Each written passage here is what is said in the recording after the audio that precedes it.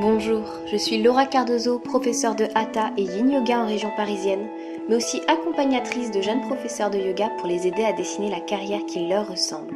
Et je vous propose 2 fois par mois ce podcast, Parole de Yogi, qui donne la parole aussi bien aux profs qu'aux élèves sur leur expérience du yoga.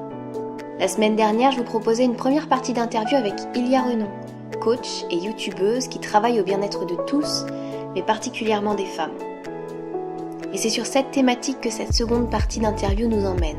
J'ai choisi ce titre, « On lutte contre nous en permanence », car cette phrase d'Ilia illustre bien la manière dont nous luttons dans notre pratique, que ce soit mentale ou physique, mais aussi combien nous luttons contre notre état de femme, nos hormones, nos règles, notre cycle intérieur, que nous avons pris l'habitude de cacher au monde extérieur. Ilia nous parlera du programme qu'elle a créé avec Cécile Doherty-Bigara pour nous reconnecter à ce savoir du cycle menstruel et des différentes phases que nous traversons. Dans ce programme, vous trouverez aussi des séances de yoga pour vivre au mieux ce cycle de 28 jours en moyenne. Mais reprenons là où nous en étions la dernière fois. Comment le yoga peut nous faire comprendre que nous sommes plus forts que ce que nous croyons? Ce qu'on doit apprendre, c'est apprendre à dire non et apprendre à dire oui. Pas que dire non, parce que si tu dis non tout le temps, la vie, elle a aussi besoin que tu lui dises oui. Mais c'est d'avoir ce de se positionner à un moment et d'être là en disant non, ça c'est pas ok en fait. Si tu sais que tu as la capacité de dire non, l'autre en face, il le comprend tout de suite. Parce que tu es dans ta puissance en fait, vraiment. Et moi, c'est ce que j'aime aussi, tu vois, même dans le yoga, où tu peux retrouver des postures, où tu as ce truc où tu sais que si tu vraiment concentres ton attention sur le deuxième chakra, prendre tout le deuxième, tu sens ce truc qui est là et t'es dans ton machin et tu fais ok, tu vois. La puissance des bandhas aussi. Je suis là quoi. Et c'est ça que j'aime en fait, parce que tu vois, tu peux, à travers le yoga, amener quelqu'un à se reconnecter à sa puissance, qui est pas la force. Le terme de force, je l'aime moins parce qu'il est connoté aussi un peu physiquement. Mais en fait, finalement, même, tu peux amener quelqu'un à peut-être penser qu'elle peut plus que ce qu'elle ne croit à la base. Tu vois, dans des postures un petit peu qui challenge, des trucs comme le corbeau, des choses comme ça, où la personne, elle va voir ça, elle va se dire, mais jamais j'y arrive. Donc, la première idée, c'est, je suis pas capable, c'est pas pour moi. Et en fait, d'aller dire, peut-être que t'es pas capable, mais essaye. Et quand tu vois que des fois elles y arrivent, tu sais, tu vois, dans les cours, moi, c'est une posture que j'arrive, enfin, j'ai pas peur de me faire mal, de tomber, donc... Mais quand je vois des fois celles qui sont, tu sais, il y a un truc qui les illumine quand elles y sont arrivées et qu'il y a ce truc où tu sens que, en fait, elles sont pas que arrivées à faire la posture. Il y a un truc bien plus profond qui s'est passé. Là-haut, ça a switché. Et si en fait j'étais capable d'arriver à faire plus de trucs que ce que je pense de manière beaucoup plus globale, tu vois. Et c'est ça que j'aime, en fait, je crois, dans le yoga, c'est ça reprend la vie de manière beaucoup plus large. Bien sûr, il n'y a pas que ce qui se passe sur le tapis de yoga. C'est ça. T'as des déclics qui se passent. Des fois pas tout de suite, souvent tu comprends pas, mais en fait... ouais. Tu vois, c'est pareil pour la posture du corbeau. J'ai un cours aussi où j'amène les élèves à le faire assez régulièrement, ou d'autres postures, des postures que je leur proposais pas il y a encore 3-4 semaines, tu vois. Et au final, ils adorent ça, parce que c'est un petit rendez-vous, ils savent qu'ils vont l'avoir à la fin du cours. C'est comme un jeu, un peu aussi. Voilà. Et par contre, le truc auquel je veille, c'est qu'à la fin de cette posture-là en particulier, je les mets en tailleur et je leur dis, là on écoute ce qui se passe. La peur, la joie peut-être d'avoir réussi, mais la peur de pas y arriver, c'est quoi? Qu'est-ce qui nous bloque? C'est où? C'est dans quelle partie du corps? Et on expire tout ça. Parce que ça ira mieux la prochaine fois. Et c'est important, quand on va chercher ces postures-là aussi, d'aller bien encadrer et de mettre les gens dans un cocon où ils peuvent écouter leurs sensations et ce qui se réveille à ce moment-là. Et là, c'est magique. Et puis qu'ils soient capables de pouvoir te dire, écoute, en fait, j'ai trop peur. Je la ferai pas. Je la ferai pas. Ça, c'est bien aussi. Et c'est très bien aussi. Parce que si c'est pour se faire mal ou pas se respecter, c'est pas... non, je crois, en fait, on revient à dire oui, dire non, en fait. Mais je remarque aussi qu'il y a pas mal de gens qui se mettent de la pression, énormément de pression par rapport au yoga. Ils arrivent, leur premier cours, c'est bon, comment je dois m'habiller, comment je dois être, est-ce que c'est le bon cours pour moi? On verra. C'est vraiment... Des fois, c'est vrai, quand les gens ils me demandent, tu penses à quel cours, machin, tout. Et en fait, ça me fait rire parce que j'ai oublié que j'ai été là-dedans. Tu vois, quand t'es quelqu'un qui commence tout juste, t'es plein d'interrogations. Je me rappelle encore avoir essayé de chercher sur internet qu'est-ce que c'est le vinyasa et qu'est-ce que c'est le hatha, et puis tu vois tout ça et t'es là, tu comprends rien. Et quand les gens me demandent, voilà, j'essaie de leur expliquer vite les différentes formes, et surtout je leur dis, mais faites plusieurs cours d'essai. S'il faut, le premier, ce sera le bon. Et en fait, votre corps va vous le dire. Il y a ton corps qui, à un moment, genre, il a fait « Ah oui !» Je fais « Ah, c'est le bon cours !» Voilà, et ça veut pas dire que c'est censé être un cours qui est, entre guillemets, agréable. Ça peut être un cours challengeant. Moi, le yin, c'est compliqué parce que, tu vois, quand t'es pas souple, ça peut venir quand même chercher. Et puis, ça m'amène dans l'immobilité. Donc, quand t'as un mental agité, c'est pas on va dire, la pratique qui est toujours la plus facile. Ouais, je vois très bien pourquoi. Et en même temps, c'est une pratique qui me fait beaucoup de bien. Et je le sens. Donc je suis pas aussi excitée que quand je fais un cours, tu vois, de vinyasa ou quoi. Mais en même temps, je sais que quand je ressors de là, mon corps, il me remercie. Moi, je sais que c'est ce que je préfère enseigner. J'enseignais beaucoup plus de hatha, mais le yin nourrit toute ma pratique de hatha yoga. Ouais. Parce que justement, dans cette immobilité, il se passe beaucoup de choses, finalement. Il se passe énormément de choses parce que c'est des cours que je prépare vraiment avec des thématiques et plein de textes et tout, donc ça me force moi à aller chercher des choses. Et au final, quand tu restes dans les postures, parce que j'aime bien accompagner mes élèves, donc je vais faire les postures la plupart du temps, il me vient tellement de réponses sur comment je peux, pour moi, amener les choses et pour eux, amener les choses derrière. Donc en règle générale, j'avoue que les élèves du samedi, ils ont plus d'outils que ceux du lundi ou du mardi. Mais tu auras exploré pendant la semaine. J'aurais exploré avec eux en fait. En fait, le yin yoga, je l'avais pas testé avant de me former. J'avais eu cet appel très très fort du cœur pour 2 profs. Je sais pas, c'était comme ça, fallait que je le fasse. En regardant ce qu'était le yin yoga aussi, je savais qu'il fallait que je le fasse. Mais le premier cours a pas été la rencontre, tu vois. C'était en mode, mais attends, ça bouscule tout ce que je sais sur le yoga. Toutes mes formations, ça va pas le faire, quoi. Et puis il a fallu vider ce savoir pour accueillir d'autres choses. Et quand tu fais une semaine entière avec un cours on va dire de yang le matin, assez dynamique, et du yin le soir, ça y est, tu vois, tu comprends cette roue du yin, du yang, tu comprends que ton corps a besoin de se poser. Nous, c'est ce qu'ils faisaient en fait beaucoup à Bali. On avait l'ashtanga le matin, donc un cours comme très yang. Et le soir, une pratique beaucoup plus yin. Alors pas que, c'était un hatha, mais hatha yin. C'est-à-dire qu'on avait beaucoup de postures qu'on gardait, pas toutes, mais certaines qu'on gardait plusieurs minutes. Et en fait, il y avait au début ce côté de dire, ouais, c'est un peu mou, un peu lent, quoi. Et tu te rends compte que ton corps, ça lui fait tellement de bien que après, non, ça va, tu valides, tu continues. Ton corps, ton mental, c'est complètement... C'est une méditation. C'est ce que j'allais dire, c'est un peu comme la méditation en fait. Et c'est là quand tu sais que tu disais que tu as des espèces de révélations un peu comme ça. Moi, ça m'arrive des fois aussi. Et il y a un peu ce truc de me dire, merde, il me faut un carnet, il faut que je note. Je m'en rappellerai pas. Alors après, je reste sur mon truc. C'est pas du tout relaxant. Au pire, prends-le parce que moi, ça ce que m'a dit Cécile. Elle m'a dit, prends un carnet à côté de toi et pendant le cours et comme ça, si on fait du yoga restauratif et que vraiment tu sens que la pensée elle est obsédante, tant pis. Tu sors, tu prends ton petit carnet. Et j'avais un peu ce côté de dire oui, mais je peux pas. Enfin, tu sais, on met beaucoup de choses, ça se fait, ça se fait pas. En yoga, tu peux tout faire. C'est ça. Tu peux crier. Des fois, je leur dis, vous pouvez pleurer, crier, péter, on s'en fiche. Tout est ouvert, c'est le yoga, c'est tel que vous êtes, donc ça pose aucun problème. Ça ne pose aucun problème. Et je préfère même, tu vois, que des élèves ne restent pas, par exemple, en souffrance dans mon cours, et qu'ils se lèvent, qu'ils aillent aux toilettes, qu'ils aillent boire de l'eau, qu'ils fassent leur truc, qu'ils se remettent bien et qu'ils reviennent quand ça va mieux. On cantonne pas les gens. Ça, c'est très très chouette. Ce serait cool si on pouvait faire ça partout. En fait, il y a besoin de règles quelque part. Oui. Mais la souplesse, c'est bien aussi. En fait, c'est toujours pareil, on a besoin d'un cadre. Et à partir du moment où il y a un cadre, tu peux jouer avec un peu les frontières, mais il y a quand même quelque chose qui est un peu rassurant. Mais ouais, la pratique du yoga, je pense qu'elle sera différente pour chacun. Parce que en fonction de ce que tu as vécu ce jour-là, en fonction de ce que ton corps est prêt à aller explorer, en fait, des fois tu peux sortir d'un cours. Moi, des fois je sors du cours et je me dis, j'y étais pas quoi. Enfin, tu vois, je le sens où. Et puis t'en as d'autres qui étaient là, mais le cours il était extraordinaire, machin et tout. Et toi tu fais.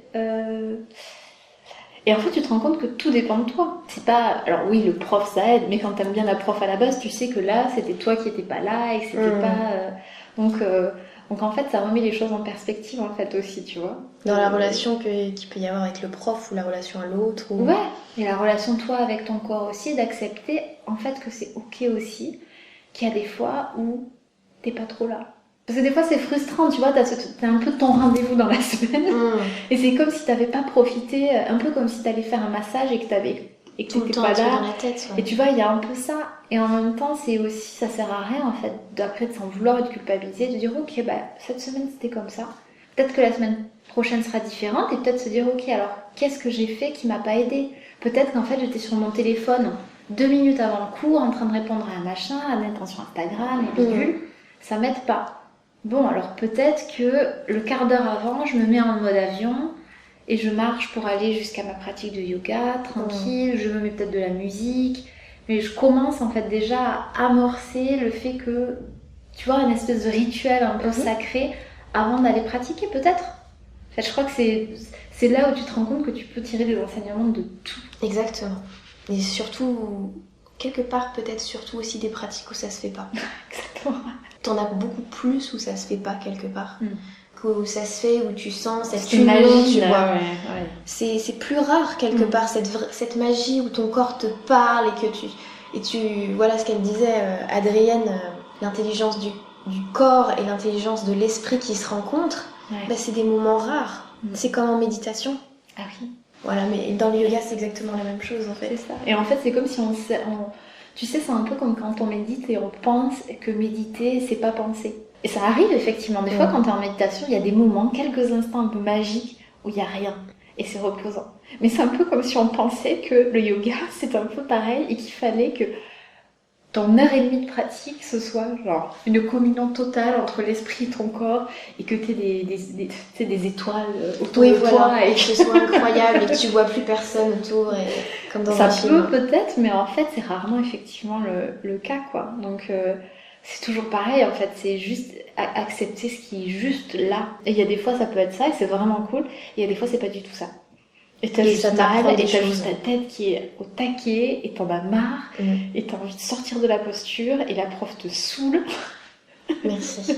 C'est un truc que je leur répète beaucoup à mes élèves, mais je leur dis, vous avez le droit d'être en colère contre moi. Je vous ai mis dans une posture que vous avez pas envie de faire. C'est normal qu'il y ait de la colère, c'est pas grave, je le prends pas mal. Et parce que, moi j'aime bien le dire, parce qu'il y a des fois, mais je serais prête à les insulter, les profs, tu vois, tellement ça me met dans un état de, mais pourquoi tu me fais faire ça? Ça fait mal, ou alors j'ai pas envie, et puis tu sens qu'en fait tu rentres en résistance totale. Exactement. Et il y a des fois quand t'acceptes de dire ok, elle me fait chier là, vraiment. Tu vois, Cécile, elle sait, parce qu'à chaque fois elle me regarde, c'est quoi cette posture où t'as les jambes grandes écartées et t'es censée aller vers l'avant? Savishta Konasana. Cette posture absolument merveilleuse où tu vois bizarrement qu'il y a des gens, bizarrement faits, qui arrivent à faire que leur corps, enfin leur buste, touche le sol. Alors déjà ça, rien que le concept, moi je ne le comprends même pas. Quand je vis ça dans mon corps, je me dis mais comment c'est possible? Donc cette posture, pour moi elle est très très dure. En plus tu vois, j'ai le bas du dos, j'ai de l'arthrose dans le bas du dos, donc ça rend, j'ai pas trop une grande mobilité dans le bas de mon dos. Et j'ai des jambes pas souples du tout. Donc on peut te dire que pour moi je vois des étoiles mais pas des jolies étoiles. Là c'est l'horreur. C'est vraiment dur. Et Cécile, quand elle annonce la posture, je la regarde, elle me regarde, genre elle me fait un clin d'œil et moi je suis là, je vais te tuer. et en fait c'est devenu un jeu maintenant. Mais quand elle annonce ça, j'ai tout de suite ma tête, tu sais, qui se met en mode guerrière. Ah putain, je vais avoir mal. Et maintenant, j'ai un peu changé ce truc, c'est dire bon ok, on va voir. Parce qu'il y a eu des fois où, bon, ça reste pas le truc hyper agréable pour moi, mais il y a eu des moments où, tu vois, je me suis dit, ok, et je me suis mis comme ça, dans ma posture. Bon, allez, je suis descendue de quelques centimètres, peut-être un peu plus, et au moment où elle a dit, vous pouvez vous relever, d'habitude, ça change pas grand-chose pour moi, que je me relève ou pas, je reste à peu près au même endroit. Mais quand on me dit, vous pouvez vous relever, ou là, tu sais, j'ai eu l'impression d'avoir fait genre à peine. Oh, j'ai réussi. T'es un peu descendu, t'as fait 3 cm de descente, mais parce qu'en fait, je m'en fichais cette fois-là, j'ai fait aller, on verra bien. C'est complètement ça. Moi, c'est vraiment avec cette posture que j'ai appris la souplesse. Que j'ai compris le concept de souplesse et que la tête en général et la mâchoire sont dans un état de crispation, de peur, de... Si t'as pas lâché ta tête à ce moment-là, tu n'y arriveras pas. Ouais. C'est pas possible. Parce que ton corps, tu lui envoies le message Mayday, sauvez-moi, crispez-vous que je n'aille pas plus loin parce que ça va éclater. Parce que ça va éclater les tendons à l'intérieur. En fait, c'est ça le message que tu leur envoies par ta peur. Mais tu n'y peux rien, c'est comme ça, t'as mal. Donc c'est ta défense. Et quand tu lâches cette défense parce que tu te fais confiance, parce que tu sais que tu vas y arriver et que le souffle va t'aider. Et que de toute façon tu peux pas, entre guillemets, si tu ne forces pas, tu te déchireras pas. Bien sûr. Mais c'est vrai que j'aime bien observer comment on peut être en lutte, tu sais, contre nous-mêmes. Moi j'ai remarqué que dans la Paschimottanasana, pour moi elle est très douloureuse. Et je remarque, Cécile dirait, tu as beaucoup de sensations. Tout est relatif dans la vie, j'ai envie de te dire. Donc j'avais beaucoup de sensations. Et je remarquais qu'en fait, j'avais tendance à, bizarrement, tu vois, pour venir doucement toucher mes pieds, ils étaient genre à l'autre bout, bouger dans l'autre sens, alors qu'il fallait juste que je les laisse, de les relâcher. Et qu'en fait, je forçais dans l'autre sens pour pas avoir mal. Mais que résultat, je me bloquais complètement le bas du tout, donc je pouvais pas du tout avoir d'ouverture parce que toutes mes jambes étaient crispées. Et que finalement t'engageais pas les bons muscles. C'est ça. Et au moment où en fait je lâchais ça, d'un coup genre tu fais comme ça, t'es là, tu fais oh putain, qu'est-ce qui s'est passé? Je touche mes pieds. Il y a des révélations comme ça. Et c'est incroyable. Et ça m'empêche pas, dès que je refais la posture, j'ai le premier réflexe de je lutte. Et en vrai il y a ce truc, mais non mais Lydia, ça marche pas comme ça. Ah oui c'est vrai. Et d'accepter que le moment où tu lâches prise, t'as mal un peu, en fait. C'est normal, il y a une forme de... En fait, c'est pas tellement une douleur, c'est une intensité. Une intensité, c'est vraiment intense. Mais c'est vrai que quand même, on a l'impression d'avoir une forme de douleur. Et c'est intéressant, ce truc de te rendre compte que, tu vois, toutes ces parallèles qu'on peut faire avec la vie. Toutes ces fois où, parce qu'on a peur d'avoir mal, parce qu'on a peur de tout ça, on est en crispation, on lutte. Et en fait, au final, on se fait encore plus de mal, je pense. Et c'est ça que j'aime bien, tous ces trucs où tu sais, t'as des révélations, puis après tu te dis ah mais je peux l'appliquer dans la vie de tous les jours. C'est vraiment, en fait, le mental prend une place tellement énorme qu'on se fait des montagnes de tellement de petites choses. Et puis souvent en plus, plus on imagine le pire, plus on a tendance à se comporter de manière à ce que ça se réalise. Parce que quand on appelle la loi de l'attraction, en fait, pour moi c'est juste ça. C'est que tu crois tellement que ça va se passer d'une certaine manière, que tu adaptes ton comportement pour que ça se passe comme ça. Enfin, c'est pas que ça la loi de l'attraction, mais il y a quand même cette partie. Oui, bien sûr. Et donc, si tu penses qu'en fait, tu vois, si c'est une posture que, en fait, tu penses rien du tout, tu dis, bon, on verra bien. Ça se passe souvent beaucoup mieux. Voilà, ça se passe beaucoup mieux. Après, si tu peux dire, ça va bien se passer, c'est cool, et puis bon, bah, si j'ai des sensations, ou bah, voilà, et d'accueillir, en fait, ça, c'est complètement différent. C'est fou, en fait, ce besoin qu'on a de contrôler, parce qu'en fait c'est ça, tu vois. Exactement. C'est si j'imagine qu'il va se passer, les gens souvent me disent qu'en fait j'anticipe parce que comme ça, si ça arrive, je serai préparée. Et souvent, tu vois, dans ces moments-là, il y en a une qui avait dit ça dans mon atelier, j'ai fait oui mais là, toute l'énergie que tu mets à anticiper un truc qui a priori est quand même négatif, si ça se passe pas, qu'est-ce que tu auras fait? En fait, tu te seras fait mal au ventre pendant des heures, voire des jours, pour un truc qui n'est pas arrivé. Et je lui dis, pourquoi t'anticipes pas un truc positif? Elle me dit, bah oui, mais parce qu'à ce moment-là, c'est vachement dur d'être déçu. Je lui dis, oui, effectivement, mais en attendant, t'auras vécu 3 jours vachement bien, tu vois, au pire, t'es déçu, mais est-ce que tu seras plus déçu vraiment si t'as anticipé le truc? On a tellement peur, en fait, de souffrir et d'être déçu tout le temps, on est tout le temps en lutte.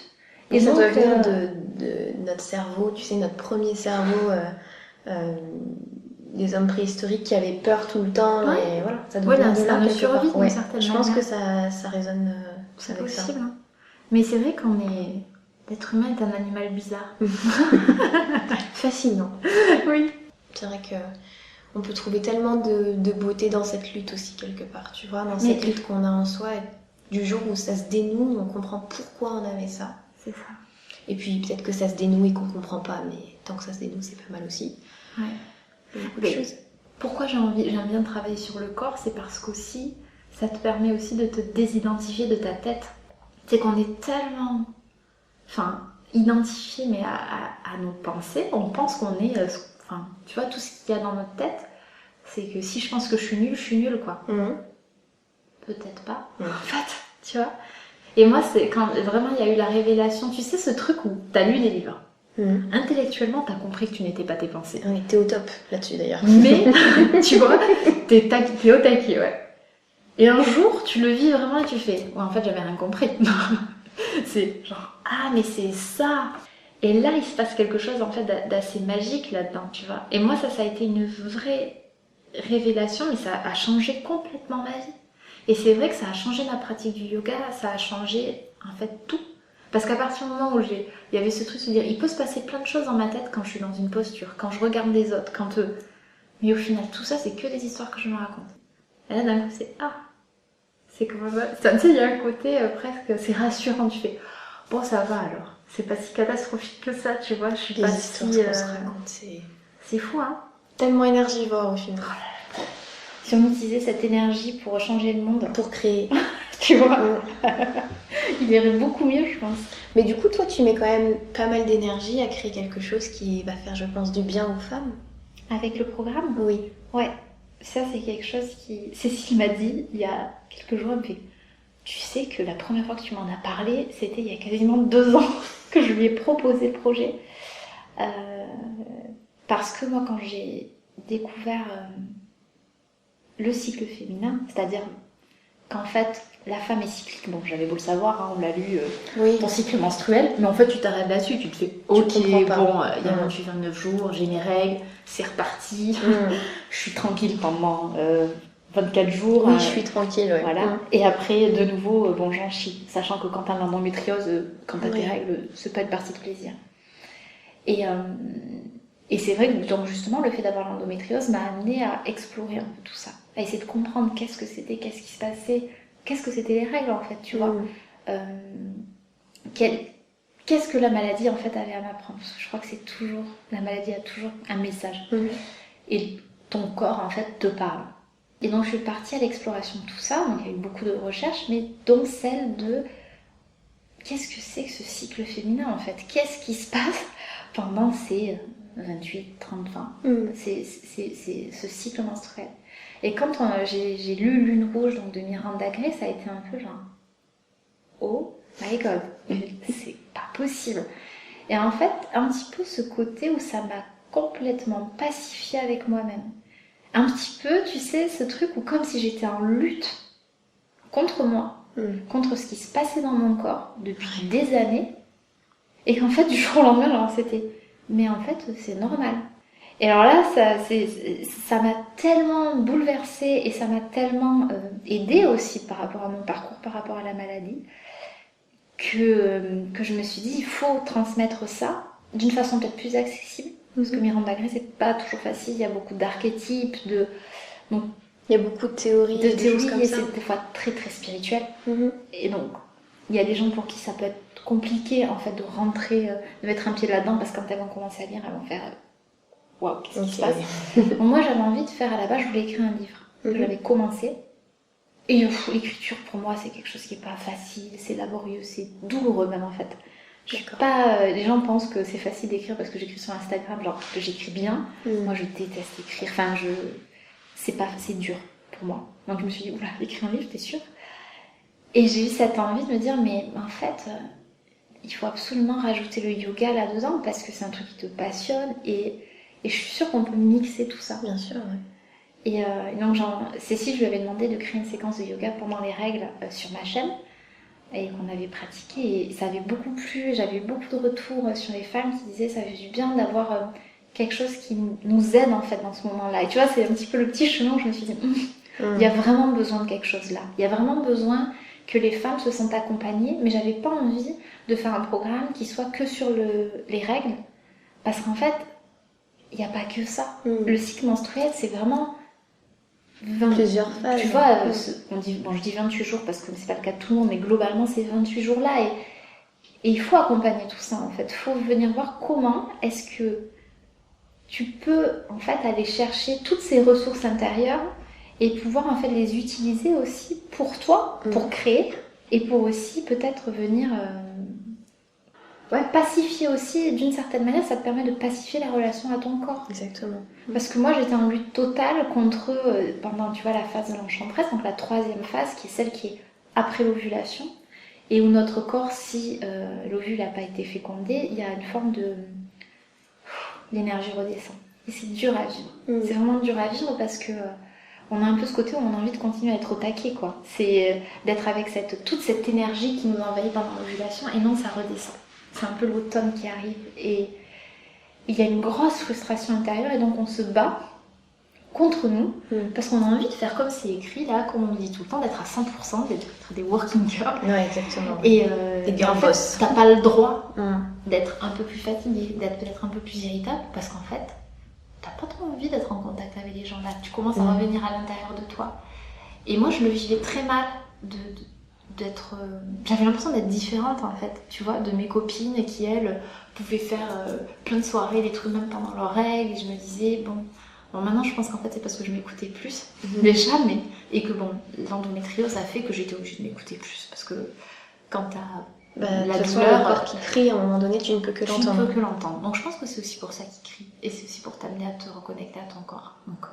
Mais dans ce programme, en fait, ça a été vraiment ce truc de se dire, ok, mais si moi j'ai vécu ça, en fait, elles sont des centaines on est toutes en fait dans ce cas-là finalement.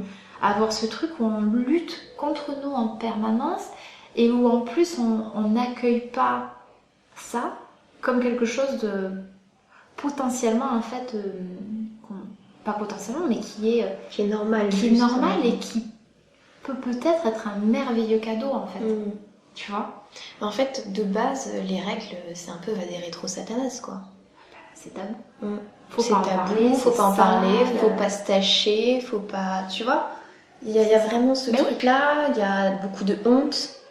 La peur que t'as de, tu sais, quand t'es au collège, de te lever et demander à tes copines, ça va, j'ai pas de traces sur mes fesses. Ouais, exactement. On l'a toutes vécu, mais vraiment, ce fait d'avoir tellement peur qu'on puisse savoir que t'as tes règles. Alors que, putain, c'est la moitié de la population qui a ça, enfin pas la moitié parce qu'il y a toutes celles qui sont ménopausées ou qui ont pas encore leurs règles, mais une grosse partie de la population qui vit ça en fait. Et c'est vrai que voilà, et c'est aussi, en fait, ce que j'avais aussi envie à travers le programme, c'est permettre à toutes les personnes qui sont aussi sous contraceptif, pour X raisons, et je suis pas dans le jugement, moi j'ai pas pris la pilule pendant 15 ans, donc bon, voilà, il n'y a pas de jugement vraiment du tout là-dessus, mais de leur permettre peut-être d'aller explorer aussi ces différentes phases, et peut-être de se dire, à travers la pratique du yoga qui va en fait, Cécile à penser les pratiques autour de ces énergies-là pour les accompagner et pour aider à les vivre le mieux possible. Donc si tu les vis pas trop à l'intérieur de toi, ça va te permettre de venir les connecter, de venir explorer. Et c'était cette envie en fait là. Et c'est cette envie d'avoir un outil qui est pas, que tu utilises pas, tu sais, un peu comme un vrai programme, genre je vais faire la séance machin, en fait il y a 4 séquences de yoga, chacune pour une des phases, il y a 4 méditations, chacune pour une des phases et un yoga nidra. Plus le PDF, qui je pense va faire 80 pages, machin. Donc ça va être comme quand on l'aurait écrit ce livre. Et en fait, l'idée, c'est d'aller vraiment à la rencontre de soi à chaque fois que tu vas le faire, en fait. Et pas, si tu as envie de le faire 7 jours de suite et après tu changes, pourquoi pas, en fait. Mais c'est vraiment un petit peu de se dire, ok, qu'est-ce que j'ai envie là? De quoi j'ai besoin? Quelque chose de souple et à l'écoute. C'est ça. Et c'était vraiment... Et ça va être des séances longues, elles vont faire... entre 55 minutes et 1h10. D'accord. Donc pour prendre le temps, parce qu'en fait, comme on disait, ça prend du temps de rentrer à l'écoute de son corps. Moi, je suis désolée, hein, les séances sur Internet de 20-25 minutes avec Adrienne, j'adore Adrienne et j'en fais souvent, mais ça n'a rien à voir à quand tu prends vraiment un cours d'1 heure, tu sais, ce temps que tu as pour déjà que ta tête s'arrête et de plonger à l'intérieur de ton corps, il faut du temps. Et c'est pour ça qu'on a voulu que ce soit long, parce qu'on s'est dit, si volontairement nous, on met pas justement, tu sais, le cadre de tout à l'heure, un cadre avec quelque chose de long, tu te fuis. 20 minutes, là, tu cales ça vite fait entre deux trucs. C'est facile à caler, 1 heure, ça veut dire qu'elles doivent prendre 1 heure pour elles. Donc c'est, tu sais, symboliquement, c'est pas la même chose en fait. Elles vont s'autoriser. C'est pas le même travail. 1 heure. Dans chaque phase. C'est ouf, hein. Mais c'est trop bien. Mais c'est trop bien parce que tu vois, justement, c'est en discutant un petit peu avec Cécile la première fois. Et puis même en discutant avec des copines, des profs de yoga qui ont endométriose, en réalisant certaines choses, je prends plus la pilule depuis plusieurs mois. D'accord. Beaucoup par flemme, en fait, parce que je me rends bien compte que ça ne me convient pas. Et en fait, en ne la prenant plus, j'ai découvert tellement de choses. Quand je prenais la pilule, je vivais encore à Paris, donc j'avais encore cette électricité, ce machin, ce truc, dans cette ville. Et je comprenais pas pourquoi, en faisant en 2017 un petit peu le flashback, j'avais autant d'énergie à faire autant de cours. J'avais énormément de cours, j'avais trop de cours. Et en fait, j'étais boostée par ma pilule. Je ne suivais aucunement mon rythme intérieur. Je faisais une sieste dans l'après-midi, je repartais pour 3 cours, tu vois. Enfin, c'était toujours comme ça. Et j'étais boostée, mais au final, qu'est-ce que j'ai créé, qu'est-ce que j'ai fait? Je me suis épuisée. Et je n'ai rien... Je peux pas dire que j'ai rien fait, mais j'ai pas donné corps à mes souhaits les plus profonds. Je me suis épuisée dans cette vie parisienne où j'avais l'impression que je devais déjà enchaîner les cours parce que il fallait être une prof de yoga qui enchaîne et qui a de l'expérience. Déjà ça. Et ensuite, j'étais coupée de cette résonance intérieure, de ce truc qui te dit, tu sais pas pourquoi. Quand t'arrives à une certaine semaine du mois, il y a 2 semaines où t'es cassée, où t'as pas envie. T'as juste pas envie de courir.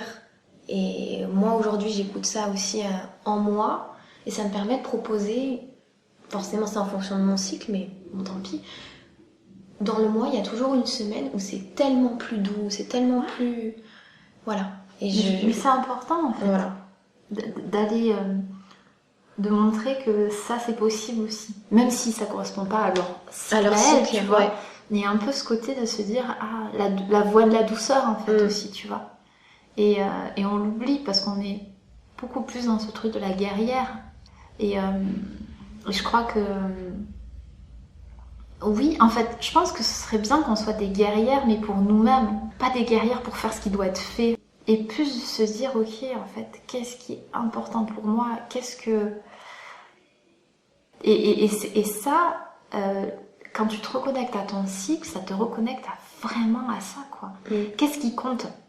Tu vois, dans la phase de l'enchanteresse, un petit peu, ça commence à arriver, et là, sur ça, t'as un peu ce truc de se dire, on fait un peu le bilan, quoi. Qu'est-ce qui s'est passé pendant ces dernières semaines? Comment je l'ai vécu? Et moi, ce que je me suis rendu compte, c'est que plus je me suis autorisée du repos,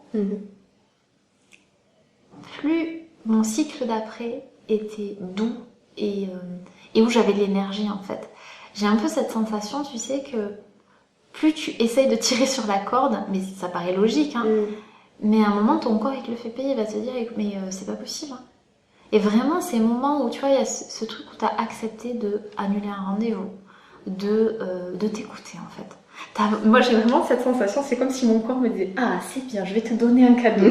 Et pas le cadeau, tu sais, comme Tampax, machin, Mère Nature. En fait, et oui, et c'est ça qui me gave. Là, je vais m'énerver, tu vois, mais ils en font un truc, le cadeau de Mère Nature. Mais au fond, c'est ça, en fait. C'est vraiment un cadeau. Et on est arrivé à tourner ça en mode... fuck, dégage Mère Nature, on veut pas de ton cadeau pourri qui nous gâche la vie parce que moi j'ai envie d'aller bouger en boîte avec un jean blanc et que t'inquiète pas parce que ta serviette elle est tellement extraordinaire que je pourrais faire comme si de rien n'était. Alors ça, ce grand truc, tu vois. Mais c'est pas rien. C'est pas de rien n'était, putain. C'est, tu vois, ça me rend plus vulgaire, mais c'est un truc de fou qui est en train de se passer en fait à l'intérieur de nous tous les mois. C'est la ronde de la vie, la ronde des saisons, la ronde... Et même si t'es ménopausée, même si t'as plus en fait d'utérus pour X raisons, il y a quand même énergétiquement plein de choses qui se passent quand même. Tu vois. Tout simplement aussi parce que il y a cette reliance aux astres, à la lune et tout ça. Voilà. Donc de toute façon, il se passe... On est relié à ce cycle lunaire, parce qu'on appelle ça aussi ça pour les règles en fait. Hein. On peut le caler sur la lune. Donc... c'est pas du tout linéaire comme fonctionnement. C'est le fonctionnement plus yang du soleil qui va être beaucoup plus linéaire. Il y a un petit peu, mais c'est pas énorme en fait, les fluctuations. La femme, il y a ça, quoi. Et en fait, Pendant longtemps, on lutte parce qu'on veut pas vivre tout ça. Et si tu sais, ça me fait un peu penser comme au surf, tu vois. C'est un peu lutter ce contre truc. la vague, Mais c'est oui, ça un peu à un moment se dire, mais si tu prenais une planche et que tu venais surfer dessus, tu vois, et te laisser vraiment porter, parce que sinon, en fait, on finit par se noyer à lutter contre ça, tu vois, ou peut-être juste, hop, revenir et se laisser flotter, se laisser porter jusqu'à arriver sur le rivage et repartir, c'est un peu ça. C'est tellement difficile parce que déjà dès les premières années où tu as tes règles, collège, lycée, la tête du prof de sport quand tu lui dis que tu peux pas faire sport parce que t'as mal au ventre. Ouais. C'est genre la pisseuse, qu'est-ce qu'elle veut, Genre, quoi. t'as tes trucs. Puis en plus forcément, on peut pas comprendre ce que c'est. Mais même les femmes, même les profs femmes peuvent être connes. Une prof de sport femme à qui tu le dis et qui va te dire c'est que des règles. Oui, oui, parce qu'après c'est terrible. On n'est pas toutes égales dans la manière de le vivre. Non, tu vois. Et je crois que ça, il y a quelque chose qui est... tu sais, il y en a qui me disent des fois, mais tu pratiques le yoga pendant tes règles, c'est pas bien, il faudrait pas, j'ai lu qu'il faut pas pratiquer, nanani, parce qu'il faut vraiment pas fatiguer son corps et tout. Je dis, mais t'as mille et une façons de pratiquer, en fait. Bien sûr que je vais pas me faire une séquence d'ashtanga ou 10 000 salutations au soleil quand je vais Tu vas pas faire d'inversion, tu vas pas faire de torsion, mais tu vas... Mais le yoga, c'est pas que ça, en fait. Je peux pratiquer des choses beaucoup plus douces. Faire juste de la méditation, c'est déjà le yoga. Donc en fait, tu sais, il y a un peu ces trucs de classifier et tu te rends compte que tu peux tout adapter à ton cycle. C'est peut-être que par exemple, si t'es quelqu'un qui court, peut-être que si t'as tes règles et que tu sens que t'as besoin, tu peux aller marcher. En fait, ça serait un petit peu le même parallèle, tu vois, que de faire un yoga actif et à un moment de faire un yoga beaucoup plus restauratif. Tu adaptes en fait. Et c'est hyper important, je crois que les femmes se reconnectent au fait que c'est complètement normal d'avoir quelque chose qui est complètement cyclique. Et il en ressortira quelque chose d'assez... Il en ressortira toujours une vérité si tu écoutes ça. Ouais. Mais voilà, merci beaucoup pour cet échange. Avec plaisir. Déjà, parce que c'était riche. C'est chouette. Mais en tout cas, merci de m'avoir proposé ça, c'est un beau moment, un bel exercice, je trouve aussi, ce type d'échange sur un sujet où tu te rends compte que le yoga peut nous amener très loin. Très loin, exactement. Merci beaucoup en tout cas. Namasté. Oui, vous ne voyez pas, mais... Namasté. Merci à tous pour votre écoute attentive et votre soutien. Je me permets de le répéter, non pas pour vous embêter, mais parce que ce sont les meilleurs moyens pour m'aider à faire connaître Paroles de Yogi à davantage de monde. N'hésitez pas à le noter, à commenter, à partager les épisodes qui vous font du bien. N'hésitez pas non plus à m'écrire à l'adresse suivante, laura@paroledeyogi.com avec un S à parole et un S à yogi. Vous pourrez me parler de tout ce que vous souhaitez entendre dans le podcast. Une autre manière de m'aider, c'est de faire le choix, comme Charlotte Hélène, Leila, Émilie et Boone Gamera, de faire un don sur la page Tipeee de Paroles de Yogi afin de m'aider à financer les épisodes chaque mois, à acheter peut-être un nouveau micro et peut-être un jour, qui sait, si mes rêves deviennent réalité, vivre de ce podcast et pouvoir partir à la rencontre des gens que je souhaite interviewer partout en France. Merci à vous 4 de participer à ce rêve. Je l'ai reçu ce mois-ci comme un boost énorme de motivation. Je voulais aussi remercier Ilia qui a été l'invitée de ce mois de février et j'ai vraiment hâte de ce qu'on va se proposer de vivre tous ensemble les mois prochains grâce à des futurs invités mais aussi grâce à vous qui suivez l'aventure toutes les 2 semaines. Sur ce, je vous souhaite une bonne soirée et une bonne journée selon votre heure d'écoute et je vous dis à bientôt. Namasté.